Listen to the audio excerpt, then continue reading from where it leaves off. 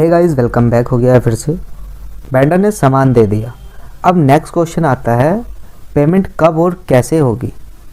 SAP V1 में इसी step को कहते हैं AP इनवॉइस। इस वीडियो में हम सिंपल समझेंगे AP इनवॉइस क्या होता है और इसको क्यों यूज़ करते हैं, और इसका एक छोटा सा एग्जांपल भी हम देखेंगे। What is AP invoice?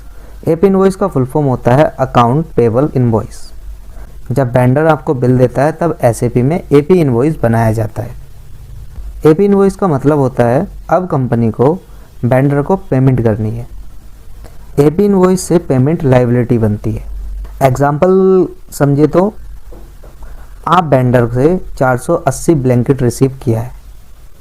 आप पहले परचेज ऑर्डर बनाया, फिर GRPO किया। अब वेंडर्स ने आपको बिल दिया 2,40,000 का, तो आप SAP में GRPO ओपन करोगे, कॉपी टू करोगे AP इनवॉइस पोस्ट कर दोगे। AP इनवॉइस के फ़ायदे क्या हैं? पहला, पेमेंट ट्रैकिंग, पता रहता है किसको कितना देना है। दूसरा, अकाउंट एक्यूरेसी, एक्सपेंस और लायबिलिटी प्रॉपर रिकॉर्ड होती है। तीसरा है GRPO मैचिंग, सिर्फ रिसीव्ड सामान का ही बिल बनता है। चौथा, ऑडिट और कंट्रोल, बिना इनवॉइस पेमेंट नहीं होती। अब GRPO वर्सेस AP इनवॉइस बता लेते हैं, छोटा सा डिफरेंस। यह डिफरेंस बहुत लोगों को कंफ्यूज करता है। GRPO सामान रिसीव होने का प्रूफ है, स्टॉक बढ़ाता है, पेमेंट नहीं होती। लेकिन AP में वेंडर का बिल आता है, वेंडर की लायबिलिटी बनती है और अकाउंट इम्पैक्ट करता है। अब हम प्रैक्टिकल वे में AP इनवॉइस की बात कर लेते हैं। चलते हैं अब अपनी कंप्यूटर स्क्रीन पे। सबसे पहले हम जाते हैं अपने मॉड्यूल के अंदर, परचेज AP के अंदर, और यहाँ पे आपको मिलेगा AP इनवॉइस। अब AP इनवॉइस डायरेक्ट मैं GRPO से भी कर सकता हूँ, AP से भी कर सकता हूँ। अब मैं GRPO पे आता हूँ, प्रीवियस रिकॉर्ड ओपन करता हूँ। जैसा मैंने बताया था कि नीचे स्क्रॉल करेंगे, कॉपी टू करेंगे और यहाँ पे आपको दिखेगा AP इनवॉइस। जैसे ही AP इनवॉइस पे क्लिक करोगे तो AP इनवॉइस की आपके सामने विंडो ओपन हो जाएगी। अब यहाँ पे आपको यूनिट प्राइस डालना। अगर आपने GRPO पे यूनिट प्राइस डाला है तो वो ऑटोमेटिक वहाँ से पिक कर लेगा, और इसको कर देते हैं अब हम सेव। ठीक है, ये मेरा फाइनल AP इनवॉइस कंप्लीट हो चुका है।